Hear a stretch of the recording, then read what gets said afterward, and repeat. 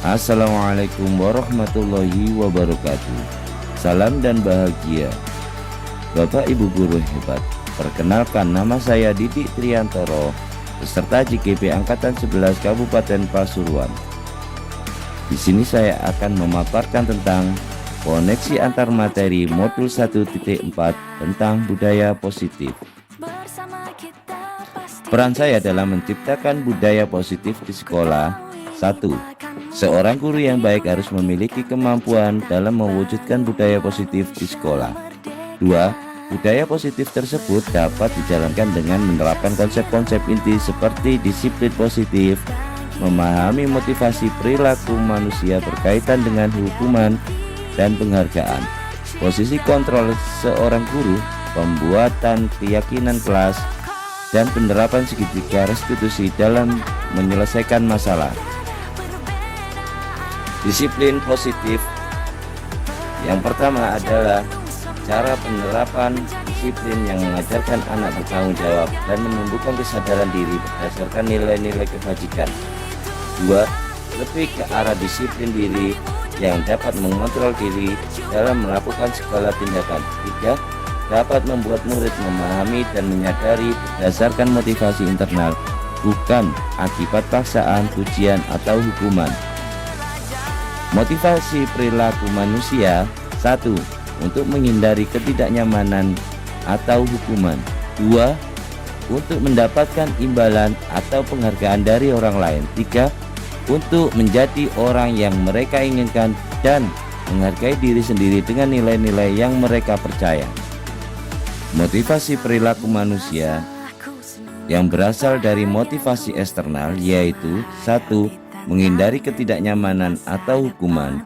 2. Untuk mendapatkan imbalan atau penghargaan dari orang lain. Sedangkan motivasi internal yaitu untuk menjadi orang yang mereka inginkan dan menghargai diri sendiri dengan nilai-nilai yang mereka percaya. Maka dari itu, hindari hukuman dan pemberian penghargaan berlebihan agar minimalisir motivasi eksternal dalam diri seorang murid. 5. Posisi kontrol guru. Yang pertama adalah pemantau, yang kedua adalah pembuat merasa bersalah, yang ketiga adalah penghukum, dan yang keempat adalah teman, yang terakhir adalah manajer. Langkah sebagai guru, kita harus bisa menjadi manajer. Guru berbuat sesuatu bersama murid, mempersilahkan murid mempertanggungjawabkan perilaku dan mendukung murid agar dapat menemukan solusi atas permasalahannya sendiri. Posisi manajer mengacu pada restitusi yang dapat menjadi murid sebagai manajer bagi dirinya sendiri, sehingga tercipta identitas positif dan berhasil pada diri murid. Keyakinan kelas. Guru berperan dalam mewujudkan terbentuknya keyakinan sekolah atau kelas dengan adanya kesepakatan antara guru dan murid. Keyakinan sekolah atau kelas berupa pernyataan universal yang mudah diingat, dipahami, dan harus diterapkan dalam lingkungan sekolah. Segitiga restitusi dalam penyelesaian masalah. Guru yang berperan sebagai manajer menggunakan segitiga restitusi dalam penyelesaian masalah melalui 3 tahapan, yaitu 1. Menstabilkan identitas, 2. Validasi tindakan yang salah, dan yang ketiga menanyakan keyakinan.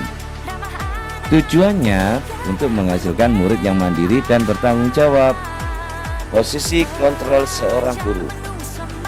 Dari pemahaman yang pernah saya pelajari di JKP Angkatan 11 ini, maka dapat saya simpulkan 3 hal, yaitu tentang budaya positif yang didasari oleh filosofi Ki Hajar Dewantoro, nilai dan peran guru penggerak, dan yang terakhir adalah visi guru penggerak.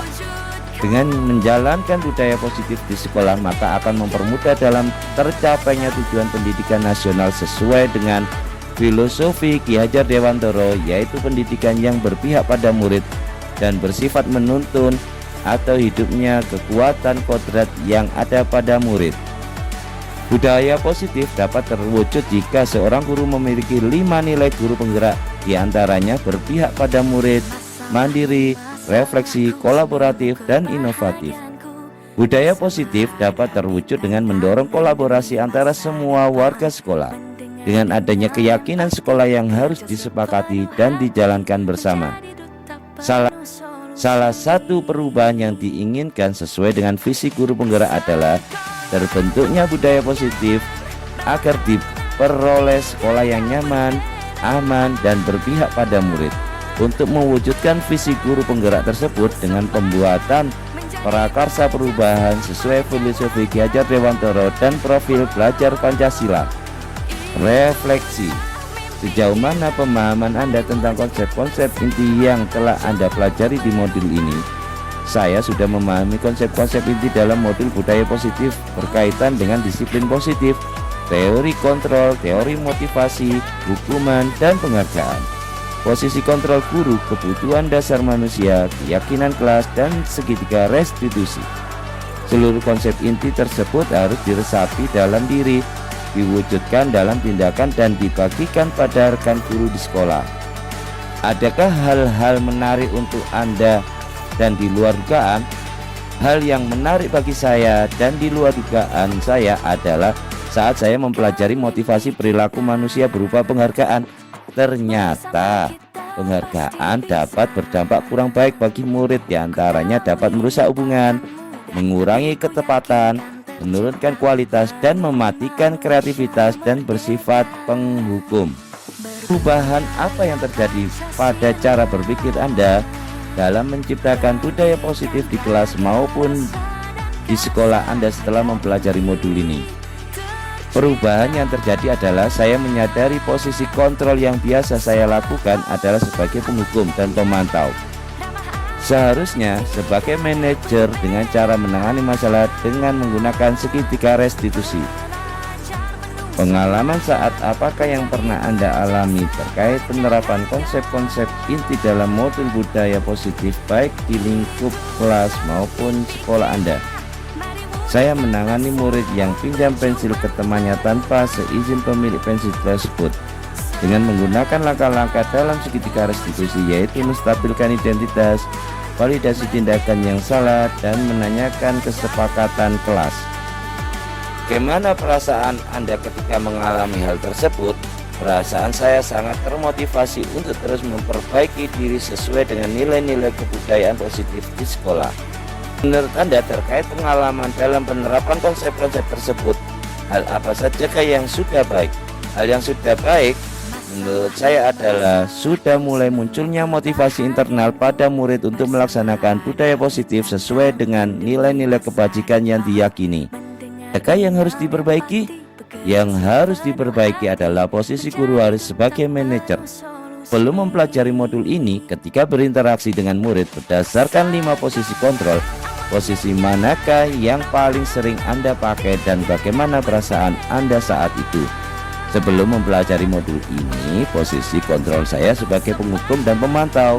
Perasaan saya saat itu, saya selalu diliputi perasaan bersalah karena harus memberi hukuman. Konsekuensinya, jika anak berbuat kesalahan. Setelah mempelajari modul ini, posisi apa yang Anda pakai dan bagaimana perasaan Anda sekarang? Apa perbedaannya? Setelah mempelajari modul ini, saya mulai menerapkan posisi manajer dalam menyelesaikan masalah. Perasaan saya menjadi sangat tenang dan saya mulai menyadari pentingnya komunikasi yang efektif untuk menumbuhkan rasa tanggung jawab pada diri murid. Belum mempelajari modul ini, pernahkah Anda menerapkan segitiga restitusi ketika menghadapi permasalahan murid Anda? Jika iya, tahap mana yang Anda praktekkan dan bagaimana Anda mempraktekannya?